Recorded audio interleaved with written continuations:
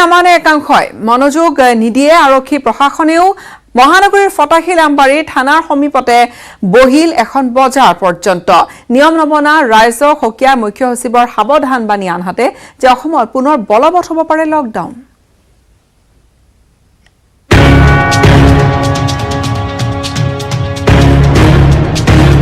গুৱাহাটীত অঘোষিত সম্পূৰ্ণ আনলক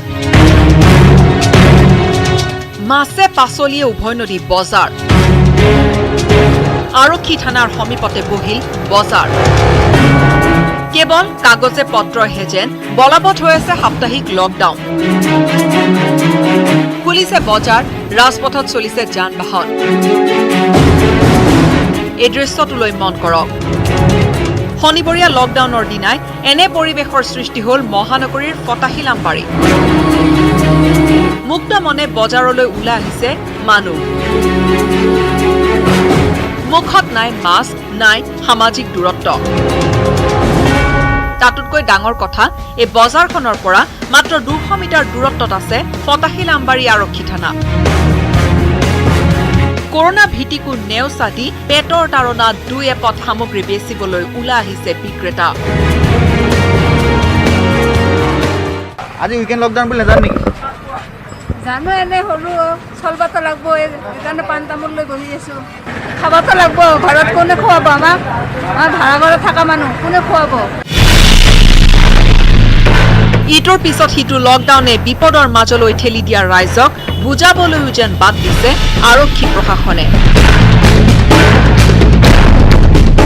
আজি উইকেণ্ড লকডাউন বুলি নাজান নেকি জানো অলপ কাঁচা চব্জি আছে কাৰণে খুলি দিছে আনকালেও দি আছে এনেকে হা আন উইকেণ্ড লকডাউনটো দি আছে নেকি বজাৰ নাই দিয়া নাই আজি কিয় দিলে এতিয়া সবেই খুলিছে কৈ কাৰণে অলপ কাঁচা চব্জি আছে খুলি আৰক্ষী লোক নাহে নেকি হা আৰক্ষী লোক নাহে নেকি পুলিচৰ লোক নাহে নেকি আহে পুলিচে একো কোৱা নাই নাই আজি অহা নাই এতিয়া ইফালে মহামাৰী কৰোনাৰ বিৰুদ্ধে প্ৰতিৰোধমূলক ব্যৱস্থা গ্ৰহণ নকৰা ৰাইজলৈ কঠোৰ সাৱধান বাণী মুখ্য সচিব কুমাৰ সঞ্জয় কৃষ্ণৰ অসমত পুনৰ হ'ব পাৰে লকডাউন আমি যেতিয়া ওলাই আহোঁ গুৱাহাটীত সকলো ঠাইতে আমি দেখা পাইছোঁ যে বেছিভাগ মানুহে মাস্কখন নলগায় ইয়াৰ ফলত আপোনালোকে দেখিছে অলৰেডি ডেথো বহুত হৈছে সেইকাৰণে সাৱধানতা অৱলম্বন কৰা অতি প্ৰয়োজন যদি ৰাইজে মাস্ক নিপিন্ধে সংখ্যা বাঢ়ি গৈ থাকে অসম চৰকাৰে আকৌ লকডাউন দিবলৈ বাধ্য হ'ব পাৰে মই তেনেকুৱা এটা পৰিস্থিতি অহাটো মই নিবিচাৰোঁ আনহাতে শনিবৰীয়া লকডাউনৰ পৰা ৰেহাই দিয়া হৈছে সকলো চাকৰিয়ালক শনিবাৰে পুৱা 5 বজাৰ পৰা নিশা 9 বজালৈ কৰিব পাৰিব চলাফুৰা কাৰ্যালয়লৈ অহা যোৱা কৰাৰ বাবে এই ৰেহাই দিয়া হৈছে ৰাজ্য আৰু কেন্দ্ৰীয় কৰ্মচাৰী বেংক PSU স্বায়ত্তশাসিত অঞ্চলকে ধৰি ৰাজহুৱা খণ্ডৰ সকলো কৰ্মচাৰী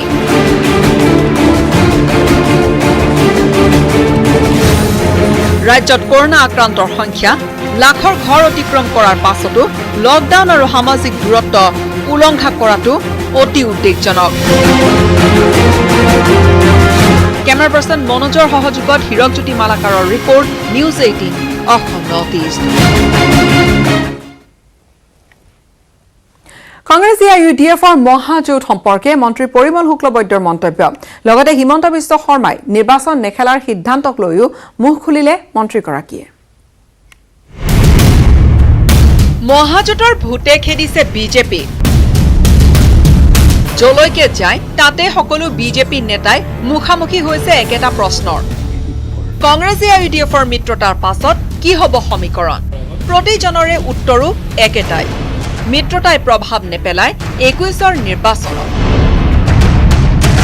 ৰঞ্জিত দাস শিলাদিত্যৰ সুৰতে সুৰ মিলাই পৰিমল শুক্লবৈদ্যয়ো কলে কংগ্ৰেছ UDFৰ মিত্ৰতা বহু পুৰণি আগতে আছিল আনচিন মিত্ৰতা এতিয়া চিন মিত্ৰতা গোপন মিত্ৰতা মুকলি হৈছে ইয়াত নাই কোনো নতুনত্ব মোৰ জানামতে তেওঁলোকৰ মিত্ৰতা বহু দিনৰ ফালৰ পৰা আছে এটো আনচিন মিত্ৰতা এতিয়া চিন মিত্ৰতা কাজে এইবিলাক লৈ আমাৰ কথা কৈ লাভ নাই তেওঁলোকে মিত্ৰতা কৰিছে এটো আজিৰ দিনত লোক দেখাই কৰিছে যোৱা ইলেকশ্যনতো আছিল এটো ভিতৰে আছিল 21ৰ নিৰ্বাচনত কংগ্ৰেছ UDFৰ মিত্ৰতাই কোনো প্ৰভাৱ নেপেলাই বুলিও দুহাৰিলে পৰিমল শুক্লবৈদ্যই কাজে ইয়াতে প্ৰভাৱ পেলোৱাৰ আমি খুব এটা হেৰি দেখা নাই নিৰ্বাচনত প্ৰতিদ্বন্দ্বিতা নকৰো বুলি ঘোষণা কৰা হিমন্ত বিশ্ব শৰ্মাৰ প্ৰসংগটো মন্তব্য পৰিমল শুক্লবৈদ্যৰ।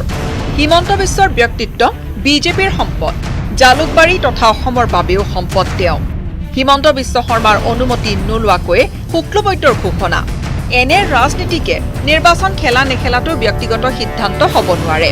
সেয়া নিৰ্ভৰ কৰিব দল, মন্ত্ৰীসভা, জালুকবাৰী তথা অসমৰ ৰাইজৰ ওপৰত। কাজেই মই তেওঁক নুসুধি এই কথাটো ক'ব পাৰোঁ যে তেওঁৰ খেলা নেখেলা খালি তেওঁৰ ওপৰত নিৰ্ভৰটো নকৰে, দলৰ ওপৰত নিৰ্ভৰ কৰে, জালুকবাৰী ৰাইজৰ ওপৰত নিৰ্ভৰ কৰে, আমাৰ মন্ত্ৰীসভাৰ ওপৰত নিৰ্ভৰ কৰে, আমাৰ গোটেই অসমৰ ৰাইজৰ ওপৰত নিৰ্ভৰ কৰে। কাজেই তেওঁ হয়তো কোনো ঠাইত ক'ব পাৰে আপোনালোকৰ ওচৰত কৈছে, কিন্তু আমাৰ ওচৰত তেওঁ আমাৰ নেতা হয়, তেওঁ আমাৰ প্ৰপাৰ্টি হয়, তেওঁ আমাৰ এছেট হয়। কাজেই তেওঁ খেলে নেখেলে এইটোতো মতামত আমি পাছতে দিম। মহাজোঁটৰ ভূতে খেদা নেতৃত্বই এতিয়া যেন কোনো কাৰণতে নিৰ্বাচনত হেৰুৱাব খোজা নাই সাৰথী হিমন্ত বিশ্ব শৰ্মাক। সেয়াই প্ৰতিফলিত হ'ল মন্ত্ৰী পৰিমল শুক্লবৈদ্যৰ ভাষ্য। মঙলদৈৰ পৰা নৱজ্যোতি মহন্তৰ report, news 18 Assam north east. Arjun বঁটা গ্ৰহণ কৰিলে অসমৰ বক্সাৰ লাভলীনা বৰগোহাঁয়ে। ৰাষ্ট্ৰপতি ৰামনাথ কোবিন্দৰ উপস্থিতিত ভিডিঅ' কনফাৰেন্সিঙৰ জৰিয়তে বঁটা প্ৰদান অনুষ্ঠান অনুষ্ঠিত হয় আৰু অৰ্জুন বঁটা লাভ কৰা অসমৰ 6গৰাকী খেলুৱৈ লাভলীনা। অৰ্জুন বঁটা গ্ৰহণৰ বাবে বক্সাৰ লাভলীনা বৰগোহাঁই চণ্ডীগড়ৰ অনুষ্ঠানত উপস্থিত আছিল আৰু অলিম্পিকৰ পূৰ্বে অৰ্জুন বঁটাই লাভ কৰি অধিক আত্মবিশ্বাসী হৈ পৰিছে এতিয়া লাভলীনা বৰগোহাঁই। ইতিমধ্যে অৰ্জুন বঁটা লাভ কৰা অসমৰ খেলুৱৈসকল হ'ল ক্ৰমে দৌৰবিদ ভোগেশ্বৰ বৰুৱা, টেবুল টেনিছ খেলুৱৈ মনালিছা বৰুৱা মেহতা, আৰ্চাৰ জয়ন্ত তালুকদাৰ, বক্সাৰ শিউ থাপা আৰু দৌৰৰাণী হিমা দাস। নমস্কাৰ, মই লাভলীনা বৰগোহাঁই।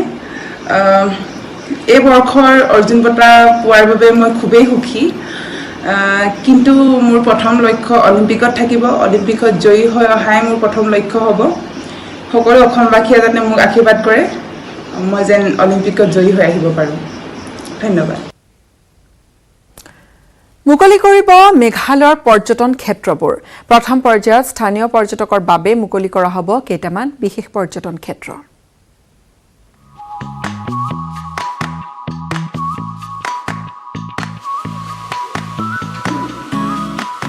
ডাৱৰ আঁতৰিল মেঘালয়ৰ, পুনৰ হাঁহিব ক্ৰিজেণ্টেমামে। হয়, প্ৰাণ চঞ্চলা শ্বিলঙৰ বাবে সুখবৰ। শ্বিলঙকে ধৰি মেঘালয়ৰ কেইখনমান পৰ্যটন ক্ষেত্ৰ মুকলি কৰাৰ সিদ্ধান্ত গ্ৰহণ কৰিছে। 1 ছেপ্টেম্বৰৰ পৰা মেঘালয় পৰ্যটন বিভাগে স্থানীয় পৰ্যটকৰ বাবে মুকলি কৰিব একাংশ পৰ্যটন ক্ষেত্ৰ।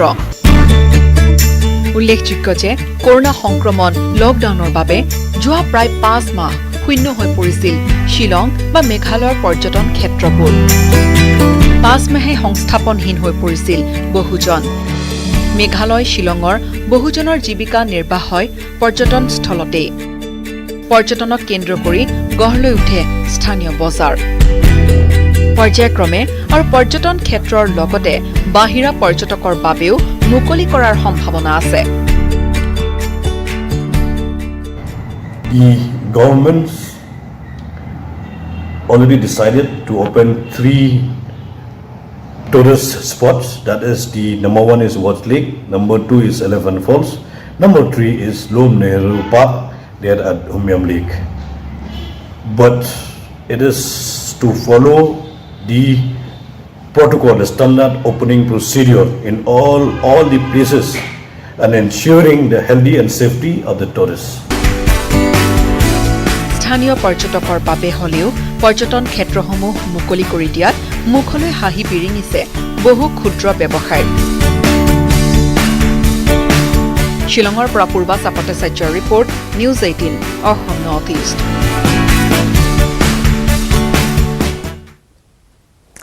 বিশ্ব অভিলেখ সৃষ্টি কৰি অসমলৈ অনন্য গৌৰৱ কঢ়িয়াই আনিছে বিস্ময় বালক ত্ৰিদীপ কুমাৰ বৰ্মনে। প্ৰচুৰ প্ৰতিভা সম্পন্ন ত্ৰিদীপৰ মন শেহতীয়াকৈ ঢাল খাইছে জিমনাষ্টিকৰ ফালে।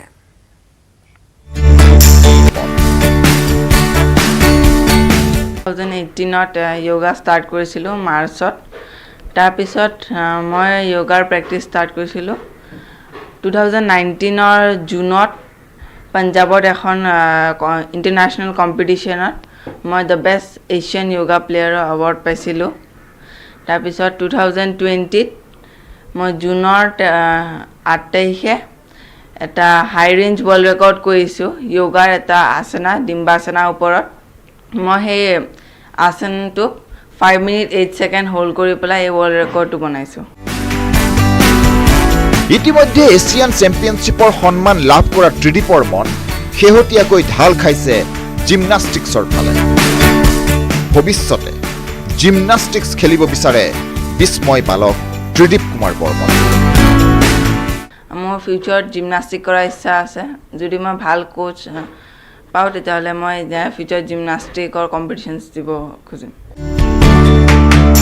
সৰুসজাইৰ মহৰ্ষি বিদ্যা মন্দিৰৰ 7ম শ্ৰেণীৰ ছাত্ৰ ত্ৰিদীপক লৈ উৎফুল্লিত স্কুল কৰ্তৃপক্ষ। বিপৰীতে যোগত অধিক মনোনিৱেশ কৰা ত্ৰিদীপক লৈ চিন্তিত পিতৃ মাতৃ। তাৰ একচুৱেলি যোগাটো দেখিলে আপোনালোকে সি এইকেইটা এটা এৱাৰ্ড পালে বা এটা ভাল হেৰিও কৰিলে। এতিয়া আমি ভাবিছোঁ তাৰ সৰুৰ পৰা একচুৱেলি জিমনাষ্টিকত খুব এটা ইচ্ছা আছিল, কিন্তু আমি জিমনাষ্টিকৰ কোনো এটা তেনেকুৱা বিচাৰি পোৱা নাছিলোঁ। নাপায় যোগ কৰিলে, যোগা কৰি এতিয়া যোগা এইখিনি পালে। এতিয়া ভাবিছোঁ যদি জিমনাষ্টিকত কিবা সুবিধা পাওঁ, যদি গভৰ্ণমেণ্টে কিবা আমাক সুবিধা কৰে, তেতিয়াহ'লে তাৰ যথেষ্ট ইচ্ছা জিমনাষ্টিকত যায়। প্ৰেক্টিচ সি ৰাতিপুৱাটো কৰে 1 ঘণ্টা, আৰু যেতিয়া সি য়োগা চেণ্টাৰত যায় ইভিনিং যায়, ইভিনিঙত তাতে 1.5-2 ঘণ্টা কৰে, আৰু সি কিন্তু এক্সাৰচাইজবিলাক 2 ঘণ্টা 3 ঘণ্টালৈকে কৰিব পাৰে। ত্ৰিদীপ কুমাৰ বৰ্মনৰ সফলতাত অভিনন্দন জনাইছে অসম অলিম্পিক সন্থাই। অসম অলিম্পিক সন্থাৰ লগতে পৰিচিত সকলোৰে আশা খেলেৰে এদিন উজ্বলি উঠিব ত্ৰিদীপ কুমাৰ বৰ্মন। কেমেৰা পাৰ্চন নিতুল কৃষ্ণ দাসৰ সৈতে Bipul Barman, news 18 Assam north East. খোল খোৱা নাই সুশান্ত সিং ৰাজপুতৰ আত্মহত্যাৰ ঘটনাৰ ৰহস্য। একেৰাহে দ্বিতীয় দিনা অভিনেত্ৰী ৰিয়া চক্ৰৱৰ্তীক মাৰাথন জেৰা চলালে CBI। 10টাকৈ গুৰুত্বপূৰ্ণ প্ৰশ্নৰ উত্তৰ বিচাৰি ৰিয়া চক্ৰৱৰ্তীক ওপৰজুপুৰি জেৰা অব্যাহত ৰাখে CBI। সুশান্ত সিং ৰাজপুতৰ আত্মহত্যাৰ ঘটনাৰ তদন্ত অব্যাহত ৰাখিছে 3টাকৈ অনুসন্ধানকাৰী সংস্থাই।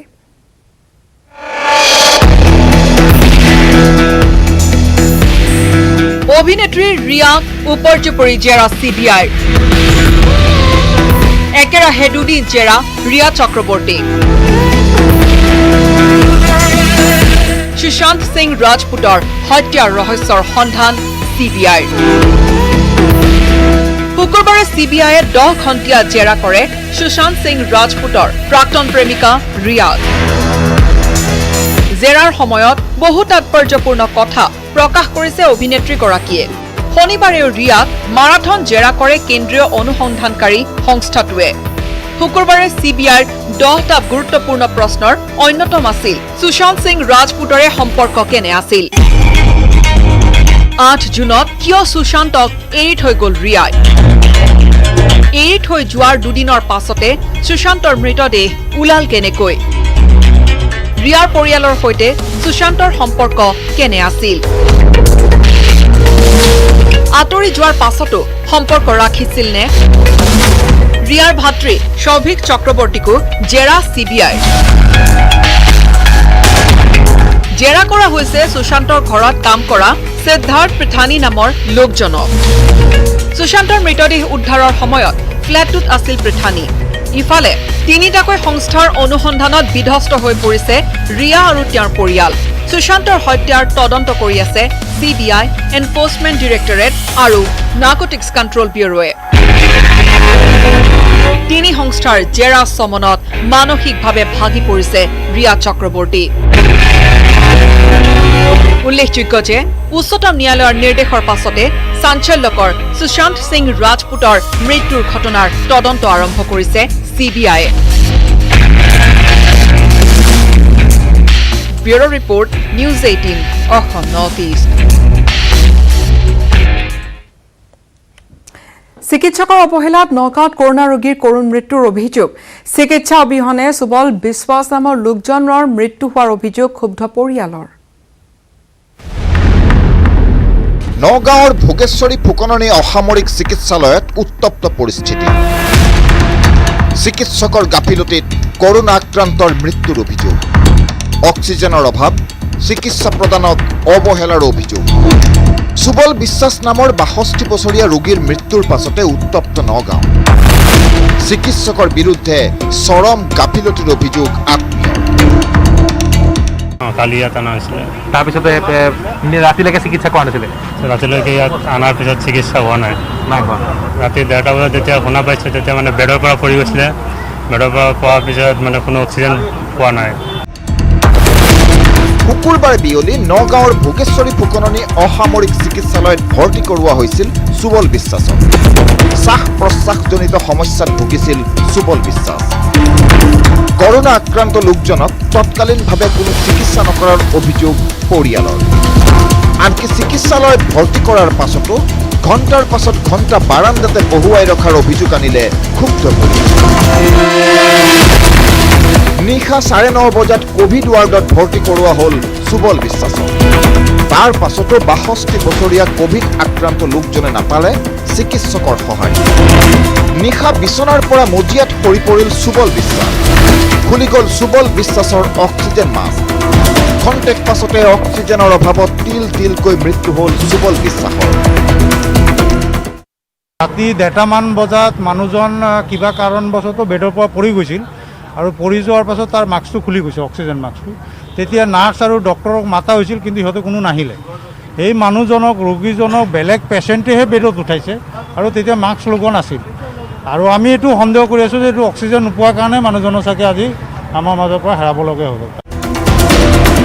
লোকজন মজিয়াত পৰি যোৱাৰ পাছতে হোৱা দোৱা লাগিল কোভিড ৱাৰ্ডত সতীৰ্থ ৰোগীয়ে ততাতৈয়াকৈ খবৰ দিলে নাৰ্ছ চিকিৎসকক কিন্তু তাৰ পাছতো সুবল বিশ্বাসৰ কাষলৈ অহাটো বাদেই নাৰ্ছ চিকিৎসকৰ দলে দুৱাৰ মাৰি সোমাইহে থাকিল কোঠাৰ ভিতৰত সতীৰ্থ ৰোগীৰ কাকুতি মিনতিয়েও গলাব নোৱাৰিলে নাৰ্ছ কিংবা চিকিৎসকৰ হৃদয়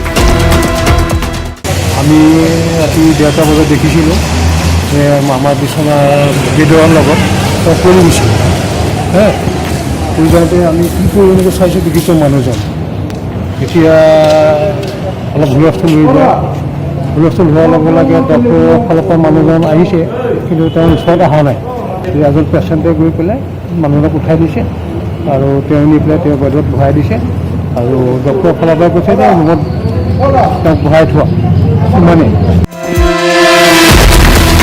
সুবল বিশ্বাসৰ প্ৰাণ ৰক্ষা কৰিব নোৱাৰা চিকিৎসক তথা চিকিৎসাকৰ্মীয়ে মৃত্যুৰ খবৰ নিদিলে আত্মীয়ৰ এনে ভয়ংকৰ অভিযোগৰ পাছতো এতিয়াও মুখ খোলা নাই নাৰ্ছ আৰু চিকিৎসকে বিপৰীতে হস্তম হৈছে প্ৰশাসন আৰক্ষী আৰু অৰ্ধসামৰিক বাহিনী নিয়োগ কৰি জিলা প্ৰশাসনে নিয়ন্ত্ৰণৰ চেষ্টা কৰিছে পৰিস্থিতি নগাঁৱৰ ভোগেশ্বৰী ফুকননী অসামৰিক চিকিৎসালয়ত সংঘটিত ঘটনাই নগাঁৱৰ লগতে প্ৰতিক্ৰিয়াৰ সৃষ্টি কৰিছে সুবল বিশ্বাসৰ গৃহ জিলা হোজাই নগাঁৱৰ পৰা Nirutpal Bora news 18 Assam north East 16,944 গৰাকীয়ে HSLCত ষ্টাৰ মাৰ্ক পাইছিল কম্পিউটাৰৰ পৰিৱৰ্তে প্ৰদান কৰিব তেওঁলোকক নগদ ধন প্ৰতিজন শিক্ষাৰ্থীক চৰকাৰে দিব 20,000 টকা বেংক একাউণ্টত জমা কৰা হ'ব এই ধন 12 বা 13 ছেপ্টেম্বৰত মুকলি কৰা হ'ব এই আঁচনিখন আজি ঘোষণা কৰিছে শিক্ষামন্ত্ৰী ডক্টৰ হিমন্ত বিশ্ব শৰ্মাই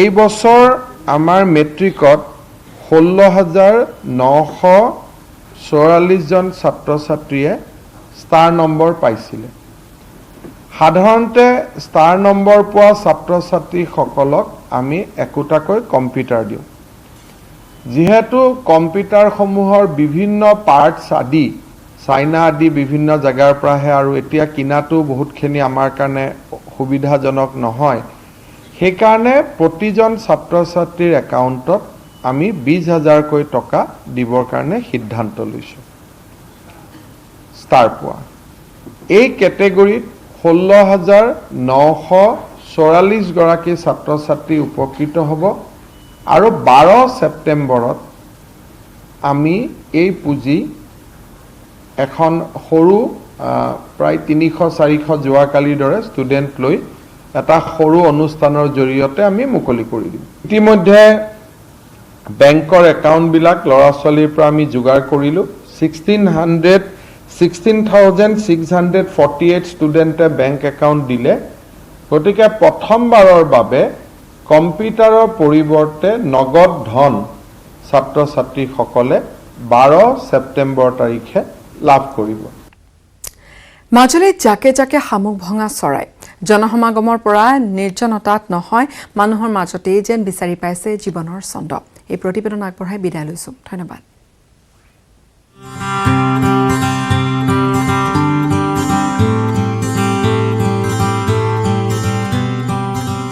এজাক শামুক ভঙা চৰাইৰ দৃষ্টিনন্দন দৃশ্য। মাজুলী গড়মূৰ তিনিআলিৰ গড় কাপ্তানী বিভাগৰ কাৰ্যালয়ৰ চৌহদৰ কেইবাজোপা গছত বাস কৰি আহিছে বছৰ বছৰ ধৰি। দৈনিক শ শ লোকৰ সমাগম হোৱা সেই স্থানত যেন নিৰাপত্তা বিচাৰি পাইছে চৰাইজাকে। এই শামুক ভঙা চৰাইজাক এতিয়া হৈ পৰিছে সকলোৰে আকৰ্ষণৰ কেন্দ্ৰবিন্দু। ৰাস্তা পথ নিৰ্মাণৰ বাবে যি ধৰণে গছ কটা হৈছে, যি ধৰণে প্ৰকৃতি ধ্বংস কৰা হৈছে, যাৰ ফলত পক্ষীকুললৈ বিপদ নামি আহিছে। কিন্তু তেনে সময়তো এই কেইজোপা পুৰণি গছত আজি বছৰ বছৰ ধৰি যি পক্ষীকুলে বসবাস কৰিছে, ই সঁচাকৈয়ে আদৰণীয় আৰু সি সঁচাকৈয়ে লক্ষণীয় আৰু দৃষ্টিনন্দন। যি সময়ত পক্ষীকুলৰ ওপৰত মানুহৰ অত্যাচাৰ চলিছে, তেনে সময়তে মাজুলীৰ গড়মূৰ তিনিআলিত এই পক্ষীজাকে যেন বিচাৰি পাইছে জীৱনৰ চন্দ্ৰ। সেয়েহে মানুহৰ সৈতে একেলগে বসবাস কৰি আহিছে বছৰ বছৰ ধৰি। জাক জাক পক্ষীৰ কলৰৱেৰে মুখৰিত গড়মূৰ সদৰ তিনিআলিৰ গড় কাপ্তানী বিভাগৰ কাৰ্যালয় আৰু এই কাৰ্যালয়ৰ চৌহদত বছৰ বছৰ ধৰি হাজাৰ হাজাৰ শামুক ভঙা চৰাই কেইবাজোপা বৃক্ষৰ ওপৰত বসবাস কৰি আহিছে আৰু যি দৃশ্য সঁচাকৈ বিনন্দীয়া দৃশ্য বুলি ক'ব লাগিব। মাজুলীৰ পৰা সঞ্জিত সম্বৰাৰ report, news 18 Assam north East. চুৰীয়া চিমেণ্ট ব্যৱহাৰ কৰিলে ঘৰ 50% অধিক মজবুত হয়। আপোনাৰ ঘৰ অটুট হ'লে হ'ব অটুট অসম। চুৰীয়া চিমেণ্ট, অটুট ঘৰ, অটুট অসম।